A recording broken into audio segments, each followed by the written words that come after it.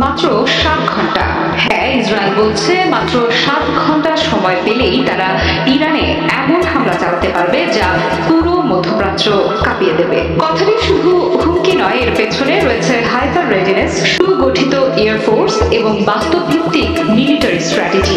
কিন্তু প্রশ্ন হলো, যদি ইসরায়েল সত্যি এই হামলা চালায়, ইরান কতটা প্রস্তুত? তারা কি প্রতিরোধ করতে পারবে? মধ্যপ্রাচ্য কি আরো একটি পূর্ণাঙ্গ যুদ্ধের পথে? ইসরায়েলের এয়ারফোর্স মধ্যপ্রাচ্যের মধ্যে সবচেয়ে আধুনিক ও প্রশিক্ষিত। তারা যুক্তরাষ্ট্রের তৈরি F-35I আদির স্টেলথ ফাইটার ব্যবহার করে, যা রাডারে ধরা পড়ে না বললেই চলে।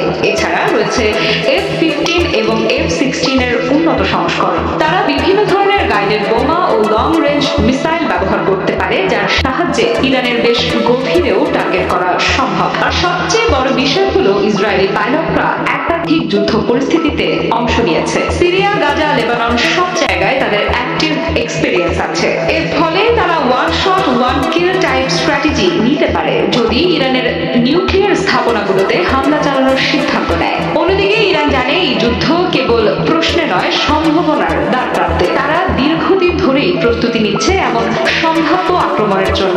ইরানের আকাশ প্রতিরক্ষা ব্যবস্থা এখন আগের চেয়ে অনেক বেশি শক্তিশালী হয়েছে। তারা রাশিয়ার কাছ থেকে S-300 পেয়েছে আর নিজেদের তৈরি বাফার 373 নামে একটি advanced long range air defence সিস্টেমও মোতায়েন করেছে। এই সিস্টেমগুলো 200 থেকে 300 কিলোমিটার দূরত্ব পর্যন্ত টার্গেট করতে পারে এবং মাল্টিপল টার্গেট একসঙ্গে ইন্টারসেক্ট করার সক্ষমতা রয়েছে। তবে প্রশ্ন হলো, এসব সিস্টেম কি ইসরায়েলের স্টেলথ জেট শনাক্ত করতে পারবে?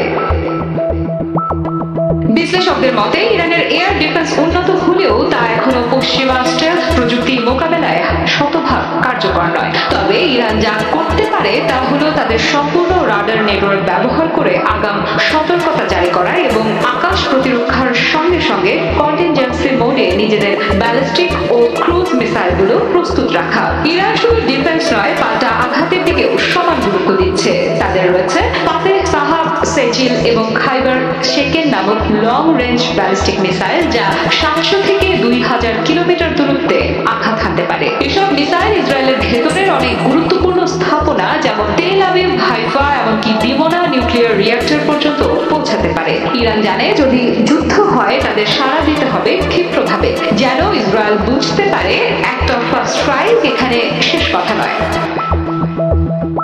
আরো একটি বড় ফ্যাক্টর হলো ইরানের আঞ্চলিক প্রভাব। হিজবুল্লাহ, হুথি এবং সিরিয়া ও ইরাকের শিয়া মিলিশিয়াগুলো সবই ইরানের ছায়ায় পরিচালিত। ইসরায়েল যদি ইরানে আক্রমণ করে, তবে এই গ্রুপগুলো একযোগে ইসরায়েলকে দক্ষিণ, উত্তর ও পশ্চিম থেকে ঘিরে ফেলতে পারে। হিজবুল্লাহর কাছে হাজার হাজার প্রিসিশন গাইডেড রকেট রয়েছে, যা লেবানন সীমান্ত থেকে সহজেই ইসরায়েলের দিকে নিক্ষিপ্ত হতে পারে। হুথিরা ইতোমধ্যেই ইসরায়েলের ভেতরে একাধিকবার আক্রমণ করেছে, তবে যুদ্ধের সমীকরণে কূটনৈতিক প্রতিক্রিয়াও বড় বিষয়। যুক্তরাষ্ট্র এখন পর্যন্ত ইসরায়েলের পাশে থাকলেও একটি বড় আকারের আক্রমণকে সমর্থন করবে কিনা সেটা প্রশ্নবিদ্ধ। কারণ এমন হামলা হলে পুরো মধ্যপ্রাচ্য জুড়ে আগুন ছড়িয়ে দিতে পারে। তেল বাজার, গ্লোবাল শিপিং এবং জ্বালানির দাম সবকিছুই দ্রুত অস্থির হয়ে উঠবে। অন্যদিকে রাশিয়া ও চীন ইরানের পাশে দাঁড়ালে যুদ্ধ আর কেবল মধ্যপ্রাচ্যে সীমাবদ্ধ থাকবে না। এই পরিস্থিতিতে কূটনীতি আর সামরিক কৌশল মিলেমিশে গেছে। যুক্তরাষ্ট্র প্রকাশ্যে ইসরায়েলের পাশে থাকলেও তারা চায় না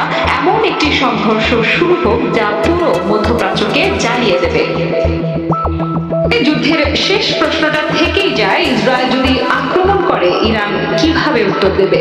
সত্যি বলতে, ইরান এখন আর সেই 2000 সালের ইরান নয়। তারা জানে প্রতিরোধের ভাষা কি এবং প্রতিশোধের অর্থ কতটা গভীর। ইসরায়েল যদি 7 ঘন্টার প্রস্তুতিতে ইরানে হামলা চালায়, তাহলে যুদ্ধ একদিন থামবে না। এটা হবে একটি বহুস্তর বিশিষ্ট সংঘর্ষ, যেখানে শুধু মিসাইল নয়, কৌশল, মনস্তত্ত্ব ও আন্তর্জাতিক চাপ সবই সমান গুরুত্বপূর্ণ হয়ে উঠবে।